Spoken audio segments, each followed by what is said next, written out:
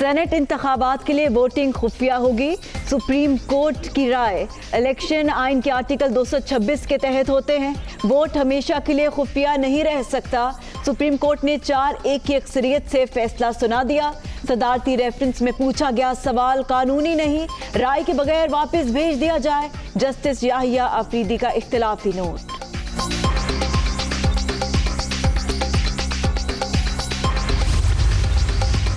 इंतखाबी अमल से करप्शन खत्म करना और शफाफ इंतखाबात कराना इलेक्शन कमीशन की जिम्मेदारी है।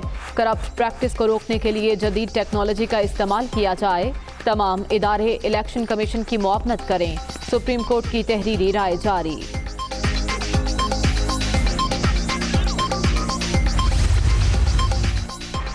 सुप्रीम कोर्ट ने काबिल शनाख्त बैलेट पेपर का कह दिया। अब ये इलेक्शन कमीशन पर है कि वो बार कोड लगाए या सीरियल नंबर। बैलेट पेपर की सीक्रेसी हतमी नहीं। अदालत की राय अहम है। अदालती राय मानना इलेक्शन कमीशन पर लाजिम है। Attorney general Khalid Javed.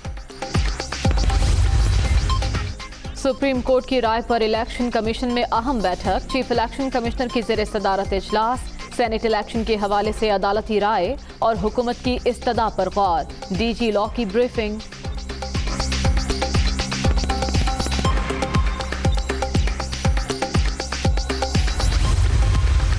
Supreme court की राय, हुकूमती वक्त की इलेक्शन कमीशन ऑफिस आमद। चीफ इलेक्शन कमिश्नर से मुलाकात।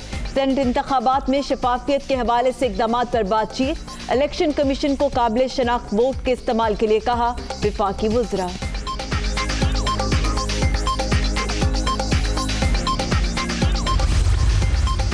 एक बार फिर साबित हो गया, आइन वोट चोरों की चालबाजियों से बालातर है। अब खंबे नोचती खिसियानी बिलियां टेक्नोलॉजी का वावेला कर रही हैं। याद रखो, डस्का धुन टेक्नोलॉजी अब नहीं चलेगी।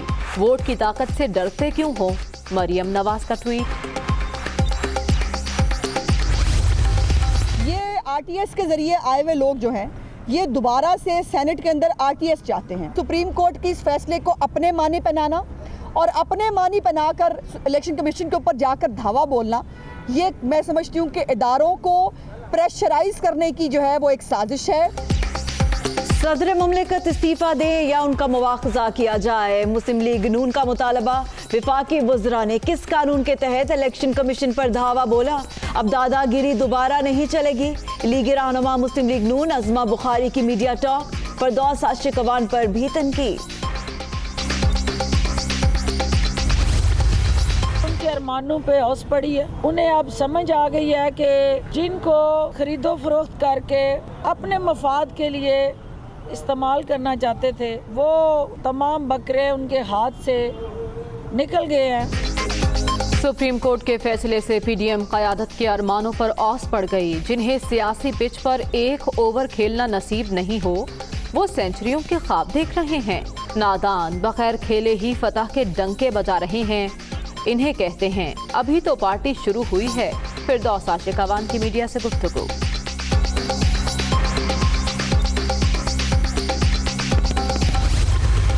आज का जो फैसला है वो मैं ये समझता हूँ कि एक बहुत ही तारीखी फैसला है। जज साहिबान ने जिस बात का इकरार किया या जिस बात की निशानदही की, वो ये थी कि इलेक्शंस को शफाफ बनाने के लिए टेक्नोलॉजी का इस्तेमाल होना चाहिए और इलेक्शन कमीशन ऑफ पाकिस्तान हर वो इक़दाम उठाए जिससे कि शफाफियत सामने आ सके। सुप्रीम कोर्ट का फैसला तारीखी। सेनेट इंतखाबात शफाफ बनाने के लिए राय दी गई। इलेक्शन कमीशन टेक्नोलॉजी के इस्तेमाल को यकीनी बनाए। सबने देख लिया शफाफियत के मामले पर कौन कहाँ खड़ा था। पुराने पाकिस्तान में हर चीज पैसे के जोर पर होती थी। वफाकी वजीर इत्तलात शिबली फराज की पेशावर में गुफ्तगू।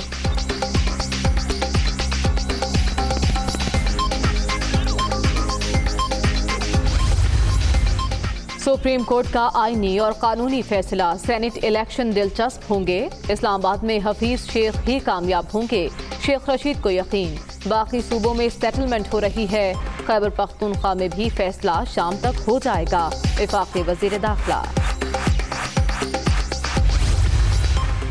आज आइन से मोहब्बत करने वालों का दिन। सब जानते हैं सदारती रेफरेंस गैर आईनी था।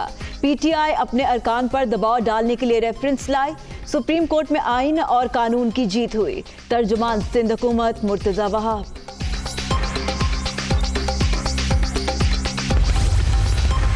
पीटीआई उम्मीदवारों की कामयाबी का मिशन। वज़ीर-ए-आज़म से वफाकी वज़रा परवेज़ खटक, नूरुल हक कादरी और दीगर अरकान पार्लियामेंट की मुलाकातें। सेनेट इंतखाबात के हवाले से मुशावरत। हफीज शेख को कामयाब कराने की हिकमत अमली पर गौर।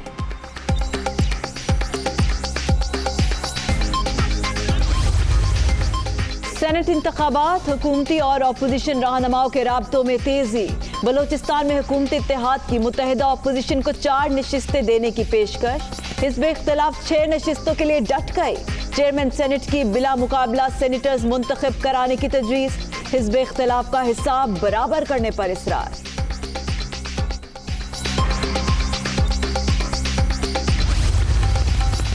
यूसुफ रजा गैलानी ने इमरान खान से भी सेनेट वोट मांग लिया। दीगर अरकान कौमी असम्बली को भी खत। ऐवान बाला के इंतखाब के लिए यकजहती की ज़रूरत। इलेक्शन अना की तस्कीन या किसी हुकूमत के खिलाफ नहीं लड़ रहा, पीडीएम उम्मीदवार।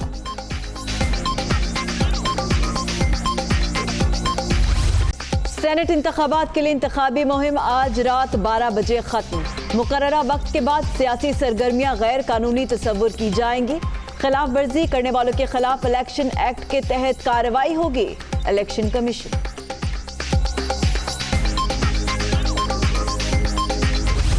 जब मैं गया तो मुझे जेल में जब पहले तशद्दुद किया गया, फिर एक सेल में रखा गया। रात को 11 बजे हसन सहतो सुप्रीडेंट जेल आता है। उसने मुझे कहा कि अभी अभी शर्जील मेमन का फोन आया है हसन सहतो सुप्रीडेंट जेल के, उसको बताना है कि वो उसको मच्छर खा रहे हैं। ये ऑटोमेटिक वेपन्स कहां से आए? इसका लाइसेंस है इसके पास? पूरी वीडियो है सर। ये नाम लिया गया, उसने रिस्पॉन्ड किया। इसको बैठ जाइए।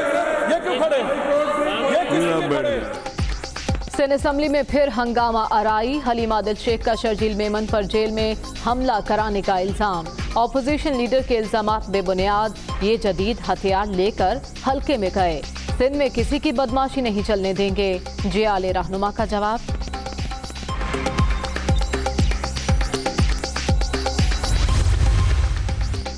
PS 88 में हंगामा आराई और तजावुजात केस।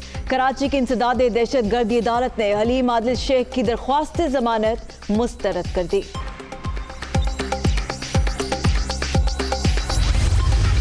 जस्टिस काजी फाइज ईसा नजरसानी केस इब्तदाई समात के लिए मंजूर। सुप्रीम कोर्ट का लार्जर बेंच कल मुकदमा सुनेगा। रेफरेंस कैसे लीक हुआ? हुकूमत ने एक लफ्ज नहीं बोला। ख्वाहिश है समात बराह रास्त दिखाई जाए। जस्टिस काजी फाइज ईसा की दरख्वास्त।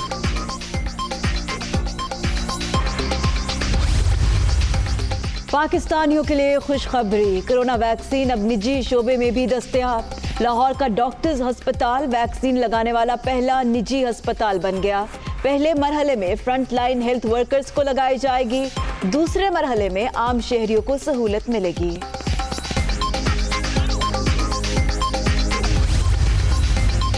आवाम पर एक और बोझ। LPG की कीमत में ₹1.84 फी किलो इजाफा। नई कीमत ₹159.74 मुकर्रर।